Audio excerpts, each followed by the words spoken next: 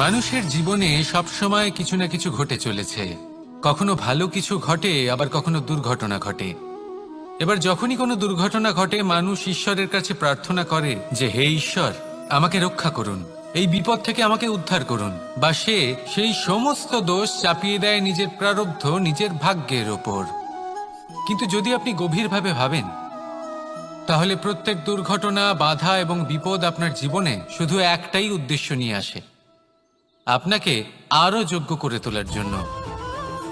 যদি আপনাদের একটা উদাহরণ দিই, বর্ষার ঋতুতে যখন প্রচন্ড মাত্রায় বৃষ্টি পড়ে, ছাদ থেকে জল পড়তে থাকে, তখন আপনি নিশ্চিত করে নেন, স্থির করে নেন যে এবার আমি এই ছাদকে নতুন করে বানিয়ে তুলব, আরো শক্তিশালী বানিয়ে তুলব, আরো দৃঢ় বানাবো।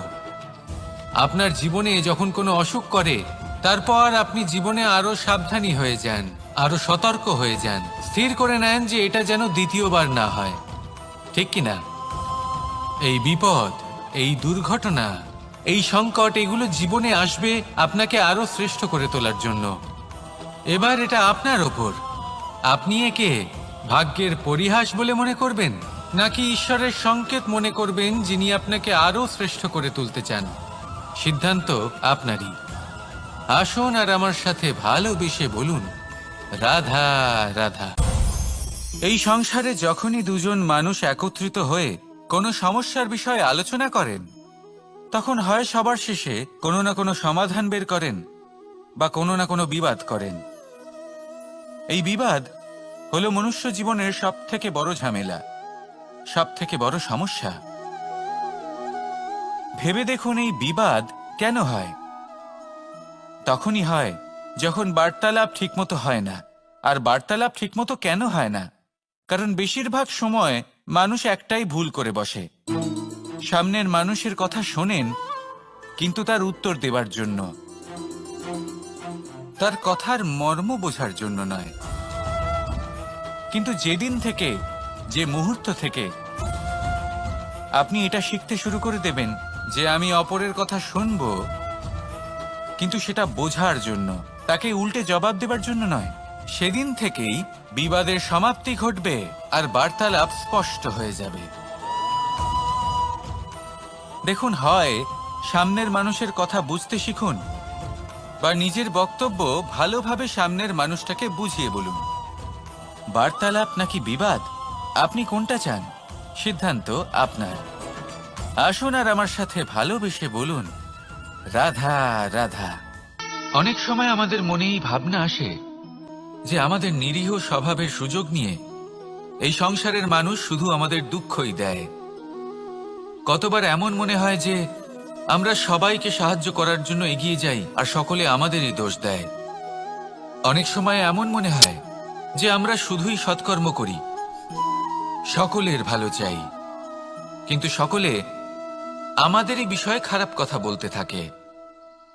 দুঃখ হয়, কিন্তু আমাদের এটা ভেবে দেখা উচিত যে মানুষ আম গাছের গায়ে পাথর ছোড়ে, শাল গাছের গায়ে পাথর কেন ছোড়ে না?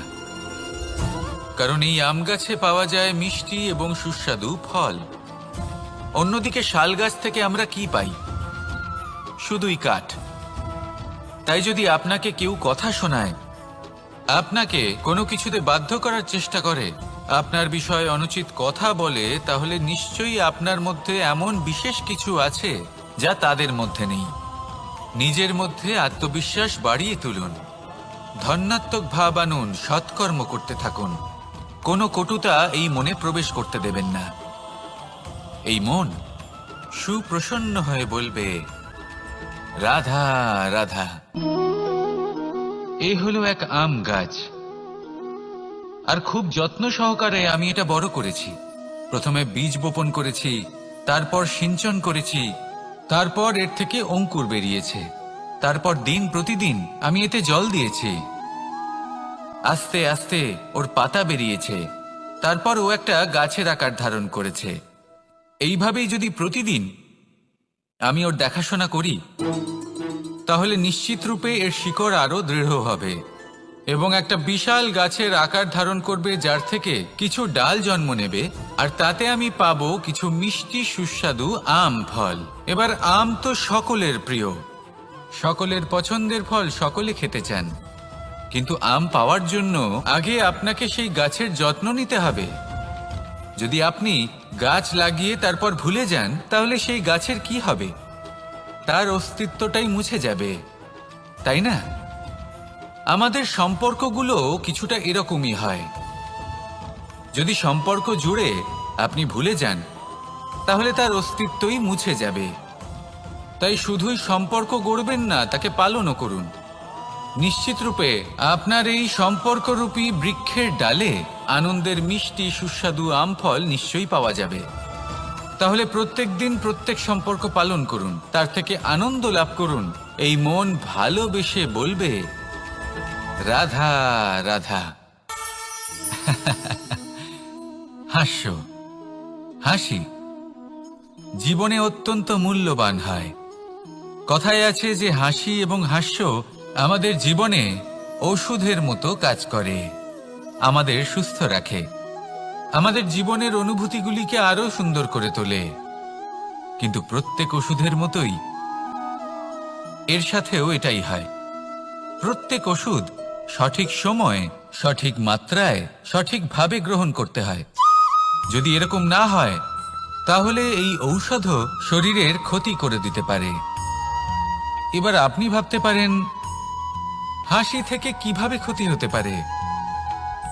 আপনি যদি অন্য কারোর উপরে হাসেন, তাহলে হয়তো তার মনে কষ্ট হতে পারে, তার অন্তরের মিত্র হয়তো শেষ হয়ে যেতে পারে, আর অন্তরের শত্রু জেগে উঠতে পারে। কিন্তু এটাই যদি আমরা সকলকে সাথে এনে সকলের সাথে হাসি, তাহলে হয়তো আমাদের অন্তরের এই হৃদয়ের ভেতরে লুকিয়ে থাকা যে শত্রু, তা শেষ হয়ে যেতে পারে, আর অন্তরের বন্ধুসত্তা প্রকাশিত হতে পারে। ঠিক কি না? এবার আপনাকে উদাহরণ দিই। যখন দ্রৌপদী দুর্যোধনকে নিয়ে হেসেছিল, তখন তা মহাভারতের সৃষ্টির কারণ হয়েছিল। কিন্তু সেইখানেই যখন পার্থ আর মাধব একসাথে বসে মৃদুমন্দ হাসতেন, তখন ধর্ম স্থাপন করা হয়েছিল। তা আপনি কি চান? কাউকে নিয়ে হেসে তাকে আঘাত করতে চান, নাকি সকলকে একসাথে এনে তাদের হাসিয়ে তুলে ধনাত্মক প্রভাব ফেলতে চান? সিদ্ধান্ত আপনার। আসুন আর আমার সাথে ভালোবেসে বলুন, রাধা রাধা। সিংহ। কথায় আছে সিংহ হলো বনের রাজা। কিন্তু যখন সিংহের তথা বনের রাজার খিদে পায়, তখন তাকেও বাইরে এসে কর্ম করতে হয়। কোনো হরিণ নিজে সিংহের সামনে এসে এটা বলে না যে, আরে আপনি হলেন বনের রাজা, আপনি আমাকে ভোজন রূপে গ্রহণ করুন, আমি নিজের প্রাণদান করতে প্রস্তুত রয়েছি। এমন তো কখনোই হয় না।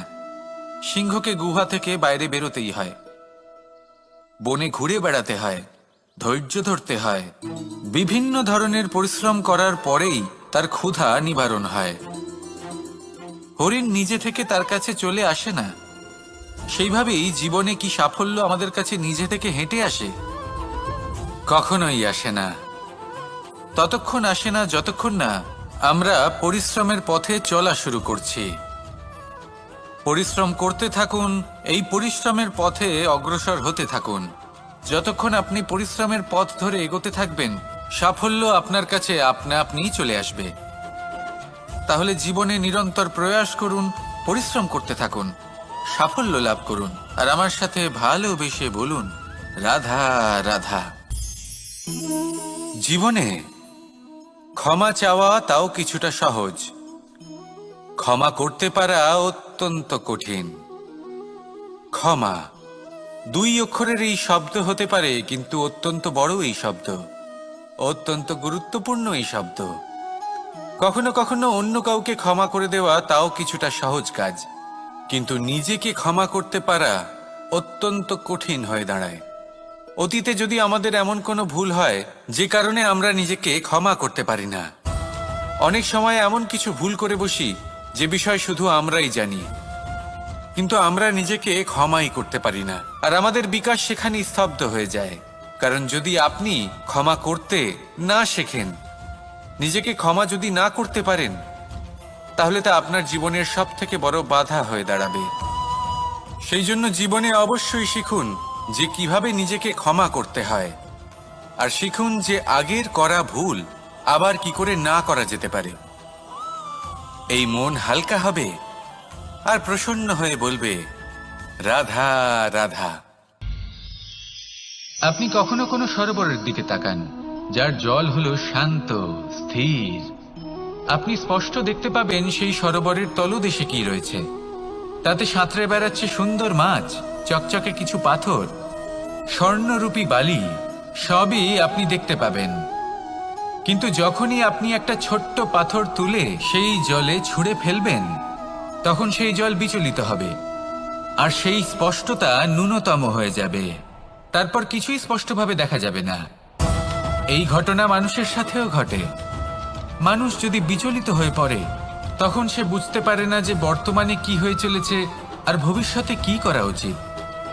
কিন্তু সেই মানুষ যদি শান্ত থাকেন, স্থির থাকেন, ধন্যাত্মক থাকেন, তাহলে নিশ্চিত রূপেই বুঝতে পারবেন যে বর্তমানে কি করতে হবে আর ভবিষ্যতে কি করতে হবে। তাই নিজের মধ্যে সেই স্থিরতা আনুন, সেই ধৈর্য ধরুন, নিজেকে শান্ত রাখুন আর সবার মধ্যে ভালোবাসা ছড়িয়ে দিন। এই মন প্রসন্ন হয়ে বলবে, রাধা রাধা। সম্পর্ক এ হলো এক বন্ধন যা আমাদের এক সূত্রে বেঁধে রাখে। কিন্তু এমন কিছু ব্যক্তি থাকেন যারা এই সম্পর্কের বিষয়ে নিজস্ব একটা ধারণা করে ফেলেন যে সম্পর্ক এরকম হওয়া উচিত, সম্পর্ক সেরকম হওয়া উচিত। আমি এই সম্পর্কের জন্য কত কিছু করেছি এই ব্যাখ্যা করতে থাকেন, আর তার বদলে অনেক কিছু প্রত্যাশাও করেন। কিন্তু সত্য হলো এটাই যে সব সম্পর্ক একরকমের হয় না, কিন্তু প্রত্যেক সম্পর্কের একটা বিশেষত্ব থাকে। যেমন চোখ আর নাকের এই সম্পর্ককেই দেখুন। চোখের সব থেকে কাছে কে আছে? নাক আছে। কিন্তু এই চোখ দিয়ে এই নাককে আমরা দেখতেই পাই না। তবে কি ধরে নেব এই সম্পর্কের কোনো মূল্য নেই? এমনও নয়। ঠিক এইভাবেই যদি কোনো ব্যক্তি তার আবেগ আপনার কাছে ব্যক্ত করতে না পারেন, বা প্রকট করতে না পারেন, বা আপনাকে বোঝাতে না পারেন, তাহলে তার মানে এটা নয় যে তার সাথে আপনার সম্পর্কের তিক্ততা রয়েছে। এমনটা কখনোই নয়। শুধু চোখ আর নাকের এই সম্পর্কের মতোই হলো আমাদের জীবনে আমাদের আপনজনের সাথে সম্পর্ক। যদি কারোর ব্যবহার আপনার প্রতি অনুচিত হয়, বা যদি কেউ অনুপস্থিত থেকে থাকে, বা কেউ যদি আপনাকে বুঝতে না পারেন, তাহলে তার অর্থ এটা নয় যে আপনি সেই সম্পর্ক ভেঙে ফেলবেন। বুঝুন, আপনার জীবনে তার গুরুত্ব কোথায় আর তার জীবনে আপনার। সম্পর্ক গড়ে তুলুন, তাকে পালন করতে শিখুন, একসাথে মিলে চলুন। এই মন সুপ্রসন্ন হয়ে বলবে, রাধা রাধা। প্রারম্ভ শূন্যের দ্বারা হয়ে থাকে, তা সে ব্রহ্মাণ্ডই হোক, পৃথিবীই হোক, আদি ইত্যাদিই হোক। সবাই নিজের অস্তিত্ব শূন্য থেকে লাভ করে। এই শূন্য যার নিজের কোনো অস্তিত্ব নেই, কিন্তু সে সকলকে অস্তিত্ব দান করে থাকে। আমাদের এই শূন্যের মতো হতে হবে। যে আমাদের সাথে যুক্ত হবে তাদের অস্তিত্ব অনেক বেশি প্রখর হবে, বিশাল হবে, শ্রেষ্ঠ হবে। কিন্তু যেই আমরা তাদের থেকে দূরে যাব, তারা আমাদের উপস্থিতির আভাস পাবে, আমাদের গুরুত্ব বুঝতে পারবে। শূন্যই হলো সূত্রপাত, শূন্যই হলো সমাপ্তি। শূন্যকে কেউ যতই ছোট মনে করুক, কিন্তু এই শূন্য অত্যন্ত গুরুত্বপূর্ণ। তাই এই শূন্যের মতো হয়ে উঠুন আর আমার সাথে ভালোবেসে বলুন, রাধা রাধা। সাগরের ঢেউ সমুদ্র তটে ধাক্কা খেয়ে, পাথরের সাথে ধাক্কা খেয়ে তার আকার বদলে দিতে পারে। বিভিন্ন আকারের পাথরে এদের ঘষে ঘষে গোলাকার বানিয়ে দিতে পারে। কিন্তু এই সাগরের ঢেউ এদের নিজেদের আকার কখনো বদলায় না। কিন্তু এমন কেন? কারণ এরা বিচ্ছিন্ন হয়েও আবার একত্রিত হতে জানে। অর্থাৎ যখন এরা বিচ্ছিন্ন হয় তখন মতভেদ অবশ্যই, কিন্তু আবার একত্রিত হওয়া হলো এদের একতার প্রতীক। দেখুন, ঝগড়াঝাঁটি, তর্ক বিতর্ক, মতভেদ এগুলো জীবনের অভিন্ন অঙ্গ, কিন্তু এদের কখনো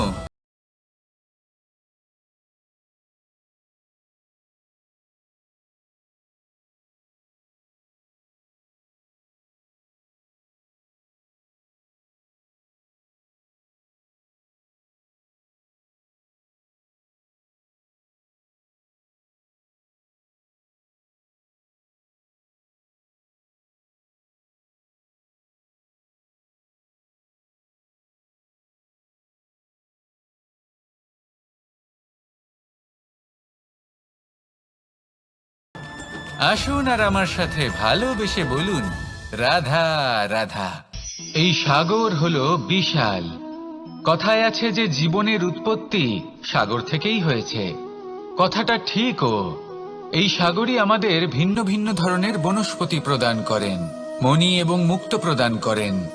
আমরা কতটা তুচ্ছ সেই বিষয়ে আমাদের উপলব্ধি ঘটান, আমাদের প্রেরণা প্রদান করেন, যাতে আমরাও সাগরের মতো বিশাল হয়ে উঠতে পারি।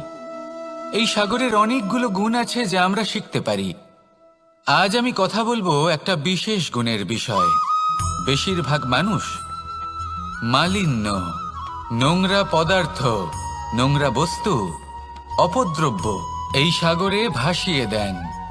কিন্তু সাগর এই পদার্থ নিজের মধ্যে একত্রিত করে রাখেন না, এই সব নিজের ভেতর থেকে বাইরে বের করে দেন। এ হলো অত্যন্ত শ্রেষ্ঠ একটা গুণ। কিন্তু এই কাজকেও সার্থক করার জন্য সাগরেরও একটা তটের প্রয়োজন পড়ে, যেখানে সাগর এই সব বস্তু বাইরে বের করে ফেলতে পারে। আর মানুষও ভিন্ন কিছু নন। দেখুন, মানুষেরও তো একটা তটের প্রয়োজন পড়ে। এই তট, তিনি হয়তো আমাদের গুরু হতে পারেন, আমাদের মা বাবা হতে পারেন, ভাই বা মিত্র হতে পারেন, বা হয়তো সেই সমস্যাগুলি যার থেকে আমরা দূরে পালিয়ে যাচ্ছি। কারণ যখন আপনি এই সমস্যাগুলির সম্মুখীন হবেন, শেষ পর্যন্ত আপনি শিক্ষাই পাবেন। সব থেকে বেশি গুরুত্বপূর্ণ এই মনকে পবিত্র রাখা। আর তার জন্য একটাই উপায় আছে, এই মন তার মন্থন করা। যদি এই মনের মন্থন করেন তাহলে পূর্ণরূপে পবিত্র হবেন। আর এই মন, আপনি তো জানেনই, প্রসন্ন হয়ে বলবে রাধা রাধা। নেকড়ে, নেকড়ের বিষয়ে আমরা সকলে জানি। ওরা খুবই নিষ্ঠাবান এবং অত্যন্ত সতর্ক থাকেন। ছোট ছোট মূর্খতা করে বসেন। এনারা হাড় চিবোতে খুব ভালোবাসেন, কিন্তু চিবোতে চিবোতে এদের মাড়ি ছড়ে যায়, সেখান থেকে রক্তপাত হতে থাকে। সেই রক্ত ওনারা পান করেন, আর ওনাদের মনে হয় এই রক্ত হাড় থেকেই পাচ্ছেন। ওনারা ভাবেন যে এই হাড় চিবিয়ে আমরা আনন্দ লাভ করছি, কিন্তু আসল সত্য হলো এটাই যে ওনারা নিজেদেরই ক্ষতি করছেন। আমরা মানুষ, আমাদের সাথেও এমনটাই হয়। কখনো কখনো ভুলবশত আমরা এমন কোনো কাজ করি আর আমাদের মনে হয় যে আমরা বাইরে থেকে আনন্দ লাভ করছি, কিন্তু সত্য হলো এটাই যে আমরা শুধুই ক্ষতিগ্রস্ত হচ্ছি। এটা হলো খুব বড় একটা শিক্ষা যা আমাদের শেখা উচিত। তা হলো এটা যে আমাদের বোঝা উচিত যে কখন আমরা লাভবান হচ্ছি আর কখন ক্ষতিটাকেই লাভ বলে মনে করছি। এই শিক্ষা যদি আপনি প্রাপ্ত করতে পারেন, তাহলে এই সংসারে আপনার থেকে বেশি প্রসন্ন আর কেউ থাকবেন না। তাহলে আসুন আর আমার সাথে ভালোবেসে বলুন, রাধা রাধা। মানুষের জীবনে তিনটি গুণ অত্যন্ত প্রয়োজনীয়: শ্রদ্ধা, বিনম্রতা, যোগ্যতা। যদি জ্ঞান লাভ করতে চান তাহলে শ্রদ্ধার প্রয়োজন, যদি মান লাভ করতে চান তাহলে স্বভাবে বিনম্র হওয়া প্রয়োজন, আর যদি মনোবাঞ্ছিত স্থান লাভ করতে চান তাহলে যোগ্যতার প্রয়োজন। বিষয়টা সহজ। শ্রদ্ধা আপনাকে জ্ঞান দেবে, নম্রতা আপনাকে মান, আর যোগ্যতা উচিত স্থান দেবে। কিন্তু যদি আপনি এই তিনটি গুণ সম্মিলিত করেন তাহলে এমন কিছু লাভ করবেন যা এই সব কিছুর থেকে অনেক ঊর্ধ্বে। সম্মান, আর এ হলো সেই সম্মান যা প্রত্যেক মানুষের নিজের জীবনে লাভ করতে চেষ্টা করা উচিত।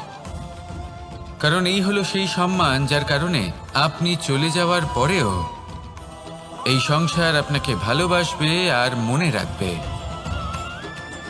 আসুন আমার সাথে ভালোবেসে বলুন, রাধা রাধা। বনের মধ্যে যদি আপনি কোনো বিষাক্ত সাপ দেখেন তাহলে কি করবেন? আপনি তখনই তার থেকে দূরে পালাতে চেষ্টা করবেন। আর এটা কেন করবেন? নিজের রক্ষার্থে। এই কথা আমি নয় মেনে নিলাম, কিন্তু নিজের জীবনে এটা করেন না কেন? আপনি যেখানেই যান, যে স্থানেই যান না কেন, প্রত্যেক সময় প্রত্যেক মুহূর্তে এমন বিষাক্ত সাপ আপনি অবশ্যই খুঁজে পাবেন। আর সেই সাপ নয় যাদের আপনি বনে খুঁজে পাবেন, এরা হলো সেই সাপ যা আপনাকে পাপ করতে বাধ্য করবে। আপনার অন্তরের বাসনা, ক্রোধ, অহংকার, লোভ, ঈর্ষা এদের বৃদ্ধি ঘটাবে। দেখুন, বনের এই সাপ আপনাকে একবার ছেড়ে দিতেও পারে, ছোবল নাও মারতে পারে, কিন্তু এই যে পাপরূপী সাপ আছে তা অবশ্যই ছোবল মারবে। কর্ম যদি করেন তাহলে অবশ্যই ফল পাবেন। সেই জন্য যখনই কোথাও যাবেন, যদি এমন কাউকে দেখেন, যদি এমন কিছু দেখেন যে আপনাকে পাপ করতে বাধ্য করছে, তাহলে সেই মুহূর্তে সেখান থেকে পালিয়ে যান। যেমন বনের সাপ দেখে আপনি পালাতে থাকেন। সৎকর্মের রক্ষা অত্যন্ত আবশ্যক। আসুন আর আমার সাথে ভালোবেসে বলুন, রাধা রাধা। যদি কোনো সিংহ বানরের মতো গাছে চড়তে চেষ্টা করে তাহলে কি হবে? একটা মাছ যদি মাটিতে হাঁটতে চেষ্টা করে তাহলে কি হবে? তারা বিফলই হবে। কিন্তু এরকম কেন হয়? তার কারণ হলো প্রকৃতির রচনা কিছুটা এরকম। এখানে প্রত্যেকটি ব্যক্তিকে, প্রত্যেকটি প্রাণীকে আলাদা আলাদা গুণের অধিকারী করা হয়েছে এবং সকলকে একটা সীমাও প্রদান করা হয়েছে। এবার এই যে বৃক্ষ, পশু, পাখি, এদের মধ্যে সেই ক্ষমতাই নেই যে এরা নিজেদের যাচাই করতে পারবে, নিজেদের সীমাগুলো বুঝতে পারবে, নিজেদের সদ্গুণগুলো চিনতে পারবে। এরা সেটা করতে পারবে না। কিন্তু মানুষ তো আলাদা। মানুষের কাছে সেই বিশেষ শক্তি আছে যে তারা পূর্ণরূপে নিজেদের যাচাই করতে পারবে, নিজেকে পূর্ণরূপে বুঝতে পারবে, নিজের দোষ, নিজের অপগুণ, নিজের সদ্গুণ, নিজেদের সীমাগুলো তারা বুঝতে পারবে। আর এটা অত্যন্ত গুরুত্বপূর্ণ। কথায় আছে যে যদি সাফল্য লাভ করতে হয় তাহলে নিজেকে যাচাই করে নিতে হবে। তাই নিজেকে যাচাই করুন, নিজের সাথে পরিচিত হয়ে যান এবং জীবনে কর্ম করতে থাকুন। সাফল্যের শিখরে অবশ্যই পৌঁছে যাবেন। আর ওখানে যদি যান তাহলে এই মন প্রসন্ন হয়ে অবশ্যই বলবে, রাধা রাধা। অন্ধকারাচ্ছন্ন রাত্রি যদি এসে থাকে তাহলে আলোকিত প্রকাশ নিয়ে সূর্যও অবশ্যই আসে। রোগ যদি এসে থাকে তাহলে তার ওষুধও অবশ্যই আসে। সমস্যা যদি আসে তাহলে সেই সমস্যার সমাধানও নিজে থেকেই আমাদের কাছে চলেই আসে।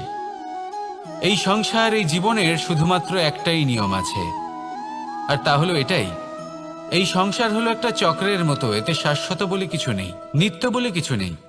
আর যা কিছুই রয়েছে সব বদলাতে চলেছে। যদি আপনার জীবনে দুঃখ থাকে, সমস্যা থাকে, যদি আপনি বিপদ দ্বারা আচ্ছন্ন, তাহলে মনে রাখবেন সবকিছু বদলে যেতে চলেছে।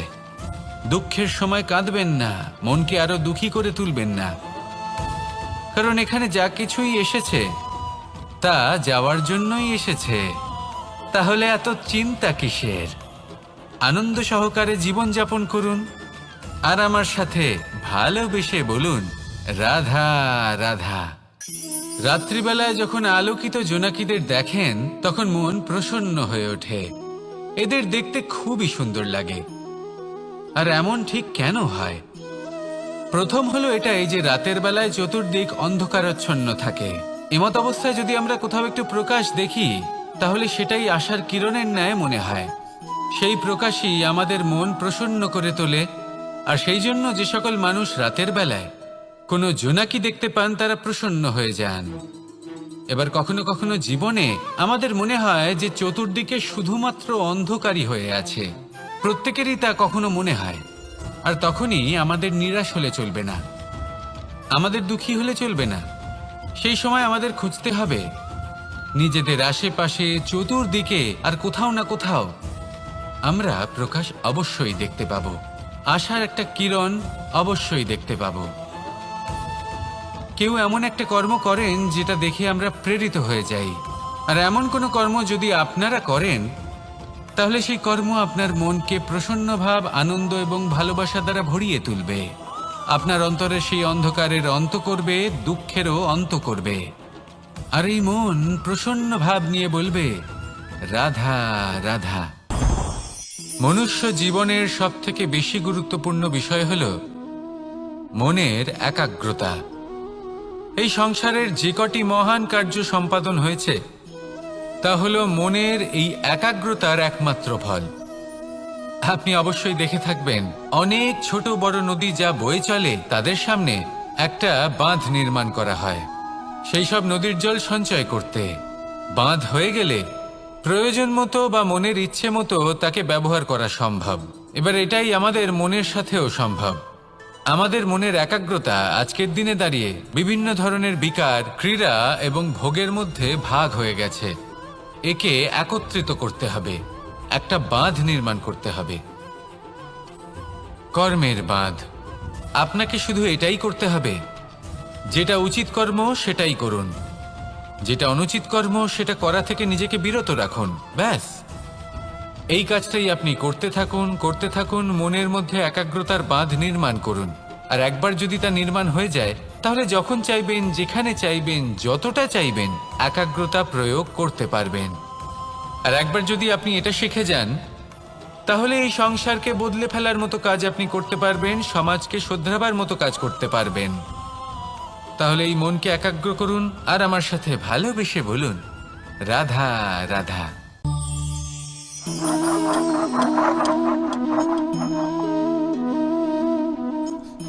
কোনো ব্যক্তিকে নিশ্চয়ই দেখেছেন যিনি নিজে কাঠ কাটার এই কাজে নিপুণ এবং অভিজ্ঞ। এবার আপনারা দেখবেন যে তার মনোযোগ সমস্ত কাঠের ওপর থাকে না, তার মনোযোগ থাকে শুধুমাত্র একটা কাঠের ছোট্ট একটি অংশের ওপর, যেখান থেকে তার টুকরো করা হচ্ছে। কিন্তু সেটা উনি কেন করেন? যদি এটা উনি না করেন তাহলে সেই কাঠ সঠিক পদ্ধতি এবং তাড়াতাড়ি কাটা যাবে না।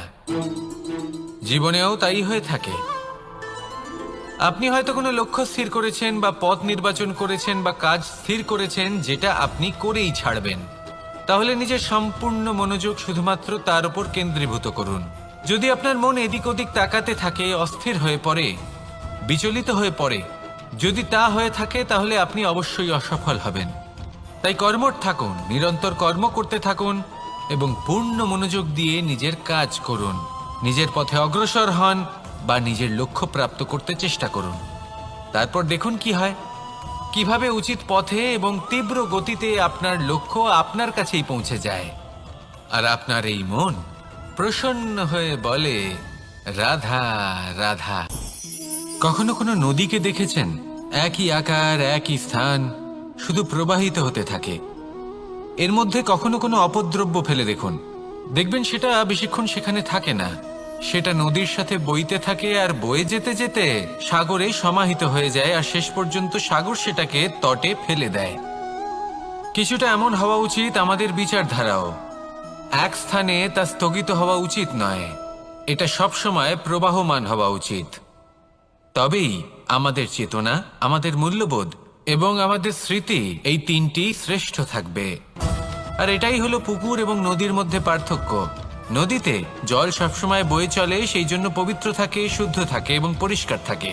আর সেখানে এই পুকুরের তলদেশে সব জমা হতে থাকে আর সেই জন্য তা অপবিত্র হয়ে যায়। তাই সবসময় এই বিচারধারা প্রবাহমান রাখুন। যদি মনে কোনো ভাবনা চলে আসে, সেখানেই থেকে যায় এবং বিদ্যে থাকে, তাহলে তা বের করে দিন, তাকেও বয়ে যেতে দিন এবং তার যা উত্তর হবে তা সময়ের সাথে আপনার সামনেই চলে আসবে। শুধুই নদীর মতো প্রবাহমান হন আর আমার সাথে ভালোবেসে বলুন, রাধা রাধা। এই সংসারে সাফল্য লাভ করার জন্য জ্ঞানের প্রয়োজন হয়, পরিশ্রমের প্রয়োজন হয়, দৃঢ় নিষ্ঠার প্রয়োজন হয়, নিরন্তর চেষ্টা করা প্রয়োজনীয়। কিন্তু আরো কিছু আছে যা অত্যন্ত প্রয়োজনীয় এবং গুরুত্বপূর্ণ। তা হলো ভালো বন্ধু, তাদের থাকা অত্যন্ত প্রয়োজনীয়। যদি ভালো বন্ধু থাকে তাহলে সময় এলে তারা ঢাল হয়ে আপনাকে সুরক্ষা করবেন। সময় এলে অস্ত্রের মতো শত্রুকে সংহারও করবেন। যদি তিনি জ্ঞানী হন, তাদের মধ্যে সদ্গুণ থাকে, তাহলে এই সব গুণ আপনার মধ্যেও প্রবেশ করবে। তাহলে সাফল্যের জন্য ভালো বন্ধু পাওয়া অত্যন্ত প্রয়োজনীয়। কিন্তু শুধু বন্ধু কেন, ভালো শত্রুও থাকা প্রয়োজনীয়। এবার আপনি ভাববেন, এ আমি কি বললাম? যদি আপনার জীবনেও ভালো অর্থাৎ শক্তিশালী শত্রু থাকে, তাহলে আপনিও শক্তিশালী হতে থাকবেন। এই শত্রু আপনাকে প্রেরিত করবে আরো বেশি শক্তিশালী হয়ে ওঠার। কখনো কোনো হরিণকে দেখুন, তীব্র গতিতে দৌড়তে থাকে। কেন তীব্র গতিতে দৌড়য়? এই কারণে নয় যে কোথাও তার জন্য মধুর ঘাস অপেক্ষা করে রয়েছে, না।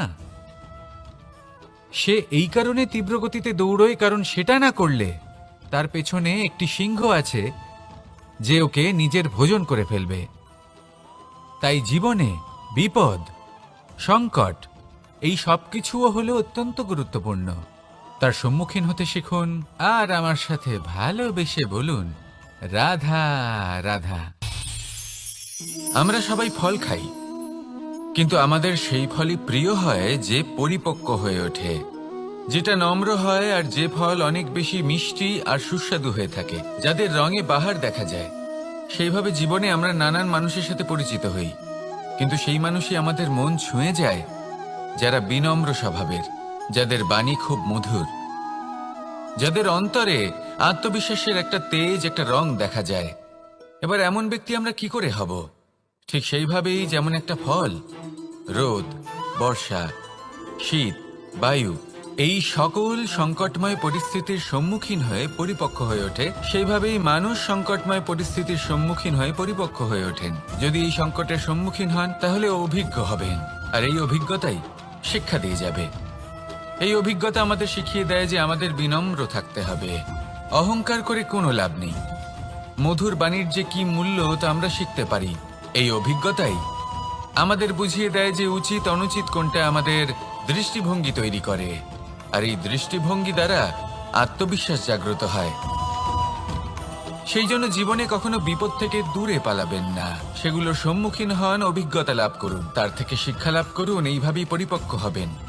আসুন আমার সাথে ভালোবেসে বলুন, রাধা রাধা। ধন সঞ্চয় করা সম্ভব, আর সেই জন্য ধন সব থেকে বেশি মূল্যবান সম্পত্তি নয়।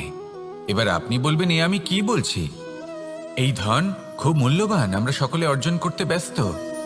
সেটা এই কারণে, কারণ আপনারা জানেন না এই সংসারের সব থেকে বেশি মূল্যবান সম্পত্তি কি। এ হলো সেই সম্পত্তি যা কখনো সঞ্চয় করা সম্ভব নয়। আপনার কাছে যতই ধন থাকুক তা দিয়ে আপনি স্বাস্থ্য লাভ করতে পারেন, বাড়ি কিনতে পারেন, আদি ইত্যাদি, কিন্তু আপনি যতই ধনী হন না কেন, ফেলে আসা দিনের একটা মুহূর্ত আপনি লাভ করতে পারবেন না। এই একটা মুহূর্ত, এই সময়, এটাই হলো সংসারের সব থেকে মূল্যবান সম্পত্তি। একবার চলে গেলে তা কখনোই ফিরে আসে না। আর এই মুহূর্ত যতই চলে যাক না কেন, আমরা স্মৃতির মাধ্যমে সেগুলি যাপন করতে পারি, তার আনন্দ উপভোগ করতে পারি। আর যার সাথে আমরা সময় অতিবাহিত করেছি তার স্মৃতিতে আমরা চিরকাল জীবিত থাকতে পারি। সেই জন্য সময় সব থেকে মূল্যবান সম্পত্তি, তাকে এইভাবে নষ্ট করবেন না। প্রত্যেকটা মুহূর্ত উপভোগ করুন, আনন্দ করুন, আর ভালোবেসে বলুন, রাধা রাধা। কনক, কি সুন্দর একটা শব্দ। এর অনেকগুলো রূপ রয়েছে, অনেকগুলো অর্থও রয়েছে। প্রথম অর্থ হলো স্বর্ণ, অর্থাৎ সম্পত্তি। দ্বিতীয় অর্থ ধুতুরা, অর্থাৎ গাছের ছোট একটা বীজ, যা কিনা অত্যন্ত শক্তিশালী হয়। যদি বেশি মাত্রায় এর প্রয়োগ করা হয় তাহলে এটা বিষময় হয়ে উঠতে পারে। এই হলো সেই ধুতুরা যার প্রয়োগ মহাদেবের পুজোতে করা হয়। এবার প্রশ্ন হলো এটাই যে এই স্বর্ণ এবং এই ধুতুরার মধ্যে মিল কি রয়েছে? মিল হলো এটাই যে এই দুটোই মানুষকে মত্ত করে তোলে। ধুতুরা মানুষকে তখন মত্ত করে যখন তাকে সেবন করা হয়, কিন্তু স্বর্ণ, ধন, সম্পত্তি মানুষ এটা যতটাই অর্জন করে নেয় সেটাই যথেষ্ট। এই স্বর্ণ মানুষের ভাবনা চিন্তা করার ক্ষমতাকে বশ করে ফেলে। মানুষ সম্পত্তির লোভে মত্ত হয়ে ওঠে, কারণ যে যত চমৎকারী, যতটা অমূল্য হয় তাকে সামলানো কিন্তু ততটাই কঠিন, তাই না? তাই মনে রাখবেন, ধন, স্বর্ণ, সম্পত্তি এগুলো ধুতুরার থেকেও অনেক বেশি বিষাক্ত হতে পারে। তাই এর ওপর আত্মসংযমের একটা কবচ পরিয়ে রাখবেন এবং বিবেকের শক্তির সাথে এগুলো প্রয়োগ করুন, তবেই কল্যাণ হবে। আসুন আমার সাথে ভালোবেসে বলুন, রাধা রাধা। আমার কাছে যশোদা মা যেমন, আমার কাছে দেবকী মা যেমন, আমার কাছে ঠিক তেমনই হলেন গোমাতা। এবার ভেবে দেখার বিষয় হলো এটা যে এই সংসারে অসংখ্য প্রাণী আছে, একজন গাইকে একজন মায়ের মর্যাদা কেন দেওয়া হয়? তাহলে এর অনেকগুলো কারণ আছে। এই গাই অর্থাৎ গোমাতা, এনারা হলেন অত্যন্ত শান্ত, শান্তিপ্রিয়, কখনো কারোর কোনো ক্ষতি করতেই পারেন না। গোমাতা যে দুধ নিজের বাছুরকে পান করান সেই দুধই আমাদেরও দেন। সেই দুধ পান করে আমরা শক্তি লাভ করি। এই দুধ থেকে আমরা মাখন, ঘি, পায়েস এইসব সুস্বাদু খাবার লাভ করি। গোমাতার গোবর আমাদের জ্বালানি হিসেবে সাহায্য করে, যার ফলে খুব কম সংখ্যক কাঠ ব্যবহার করা যায় এবং বেশিরভাগ জঙ্গল সুরক্ষিত থাকে। গোমাতার গোমূত্র সেটাও আমাদের কাছে লাভজনক। এর দ্বারা আমরা অনেক রোগ থেকে মুক্তি লাভ করতে পারি। গোমাতা যখন একটি বাছুরকে জন্ম দেন তখন সেই বড় হয়ে আমাদের ক্ষেত কর্ষণ করে। সেই জন্য গাইকেও জীবনে মায়ের মর্যাদা দেবেন। যতটা সম্ভব তাকে সেবা করুন এবং ভালোবেসে তাকে পালন করুন। এই মন নিজে থেকেই প্রসন্ন হয়ে বলবে, রাধা রাধা। মধু কারই না পছন্দ বলুন তো? অত্যন্ত সুস্বাদু হয় এই মধু, মিষ্টি খেতে হয় এবং তা শক্তিও প্রদান করে। এবং প্রত্যেকটি মিষ্টি পদার্থের মতোই এতেও খুব তাড়াতাড়ি পিঁপড়ে ধরে যায়। অন্যদিকে যদি নুনকে দেখি, তাহলে বছরের পর বছর রাখলেও এতে পিঁপড়ে ধরে না। এবার যদি কথা বলি বন্ধুত্বের, তাহলে বন্ধুত্ব নুনের মতো হওয়া উচিত, মধুর মতো নয়। যারা সামনে এলে শুধুমাত্র মধুর মধুর কথা বলবে, পরে এতে পিঁপড়ে ধরে যাবে, এটা নুনের মতো হওয়া উচিত। প্রকৃত বন্ধু হলো সে যে সময় এলে পরে আপনার সামনে আপনার প্রকৃত সত্য তুলে ধরবে, তা সে যতই কঠিন হোক না কেন। আপনার দোষ, আপনার অপগুণ, আপনার খামতি আপনাকে বলতে পারবে, যাতে আপনি সেগুলো শুনে মেনে নিয়ে তারপর নিজেকে শুধরোতে পারেন। এটাই হলো প্রকৃত বন্ধুত্ব। কখনো নিজের জীবনের আশেপাশে মন দিয়ে দেখবেন, অনেক সময় এমন মানুষ থাকেন, অনেক বন্ধু থাকেন যাদের দেখে আমাদের মনে হয় যে এনারা খুব কঠোর, এনাদের কথা খুব কটু। কিন্তু বেশিরভাগ এমন মানুষের মনটা যদি বুঝতে পারেন, তাহলে দেখবেন তাতে কোনো মালিন্য নেই। এনাদের মন অত্যন্ত পবিত্র হয়।